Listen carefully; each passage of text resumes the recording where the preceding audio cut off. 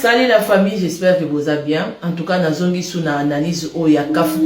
Donc plutôt comprendre faux coup d'état oyo Félix a utilisé qui Christian Malanga pour éliminer Vital Kamerhe. Donc exact clair.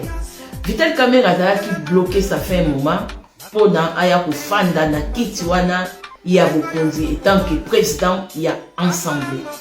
Pourquoi pendant tout ce temps Mbosso a bloqué qui Vital Kamerhe alinga quitté. Donc malgré l'élection wana donc ba bloqué qui na façon yoso. Mais tout d'un coup Christian Malanga kufi mbala moko Vital Kamerhe aye kufanda wana parce que ba moni eloko lisu fallait ba salate. Donc plan o ba salaki wana esimbité. Donc Vital aye kufanda wana ezalité que parce que ba voter bien non. Ezali ba accord o ya bango na Félix ba yokana yo koleka président après ngala koleka na 2028 ndenge zana boko risquer bongo na Vital Kamerhe na ba point o ni boko mona Vital Kamerhe parce que Vital Kamerhe ndenga zawana bande kolanga emsu ba congolais ko tenir dans guerre te bolo ah maman Nicole non sans faire Vital comme président na mboko yote mais tozana quel genre ya peuple soit disant bato IDPC oyo babandai kwa bimaka basilikaka o Vital Kamerhe oyibi lelo siko bazawa nani asali makelele tangu ti Vital Kamerhe akomi président ya assemblée ndenga asali ba discours nani yango asali makelele muto asali congolais asali makelele azate donc biso ba congolais toza peuple moko donc tozo loba na biso mais tozo mona o nyoso tu ba rwandais baza kosala et puis eza ko s'accomplir ba fandisi biso Félix Tshisekedi na mko pour la balkaniser mboka na biso. Donc Vital Kamerhe ti a commis président et assemblée na misu na biso mais la famille et le monde ngana lo ba côté constitution na biso côté wana naza mwa muke apaiser aussi pourquoi parce que soki ka kezala ki Félix na ba ndeko na biso ba kasaye ya ba tribalisme wana donc balinga ki bazwa ko nini ko kaye buko lopango wana ba sale loko balingi parce que bango balinga ki ba modifier constitution pour na bango pour ba ndeko na biso balingi Félix afanda wana tata aleka 18 ans ya Kabila aleka même 30 et quelques années ya Mobutu akoma ta net na ba neo Sassou Nguesso akomi bon comme pouvoir ya Félix eza pouvoir moko mutu aza ko diriger rien parce que aza très contrôlé oyo bandeko ngala ndeko moko lobaki ote Mbosso azali vice-président oyo ya Vital Kamerhe ya président assemblée Mbosso ya moni papa na biso koko Mbosso batela vina yo déjà olongwe outi déjà na banda na ba époque ba papa Kasavu tina ndeko komia papa omoni ba Rwandais ba bato basakana na bango te ozo jouer na fait omoni oza ko jouer na fait parce que bino ba congolais boteki mboka pona mbongo yo koko yate ke noko ya ko sala biso bise ba kisakata wana te ozo sala Kamerhe on dirait comme si vous avez un souci à mboka wana même bino nyonso tu boza na boza souci à kolia mbongo na ba basi na bino mibali misatu na bana oboza souci à mboka temboso ndenge na pona ko battre la vie na yo longwa pembeni na Vital Kamerhe okotika la ka jamais ko surveiller pour na féliciter parce que Félix ndenge za wana akolekisa nde yo omoni Félix a trahir ba Rwandais te akolekisa nde yo preuve année tala ndenge asali Christian Malanga tala ndenge tala nanu eloko esalami na Congo bino ba congolais bazoboma ndeko na ye lokola nyama apo bokoya koloba ke ba Rwandais bazoboma biso parti au IDPC ko Félix otiki biso sans voix. Comment se fait-il moi na yamboka fils du pays ozo donc ko ba ndeko na biso même oya ba linya ba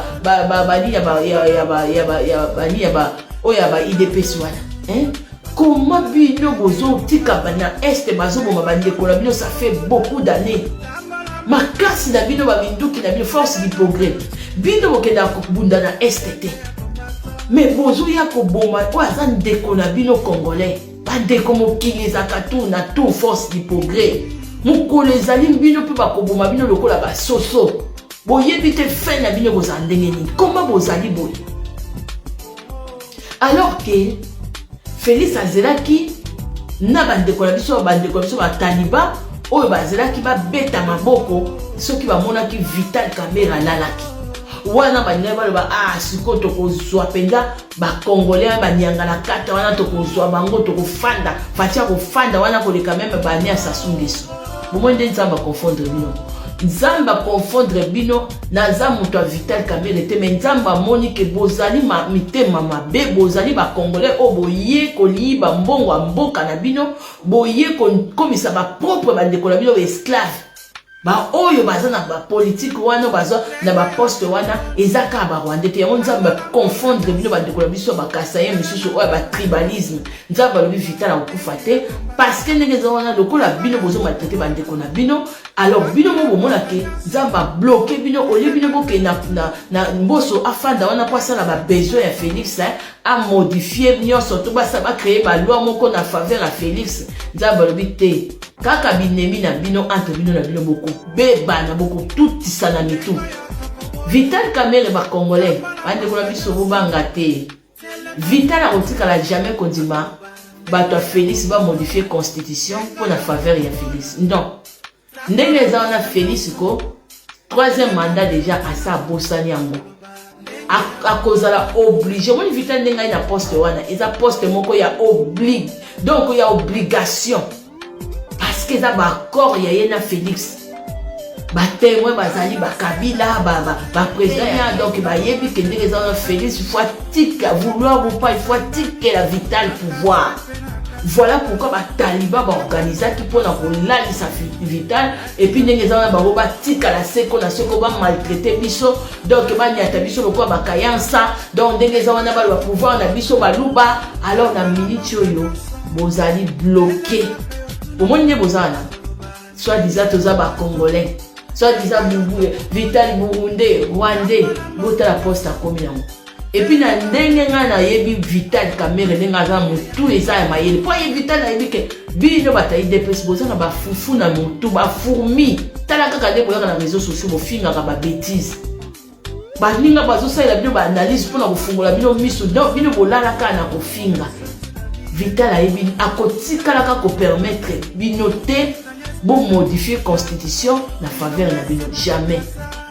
Si vous avez les R vous bien, vous se comportez bien parce que vous commis calamité n'apporte. Et puis Mboso, famille Mboso, vous avez sa coco na bino, afin de calme. Allons voir la politique.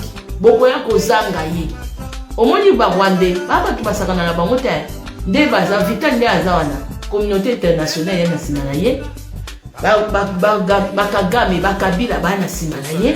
Et ça, IDP, c'était Félix Aza obligé de respecter par corps.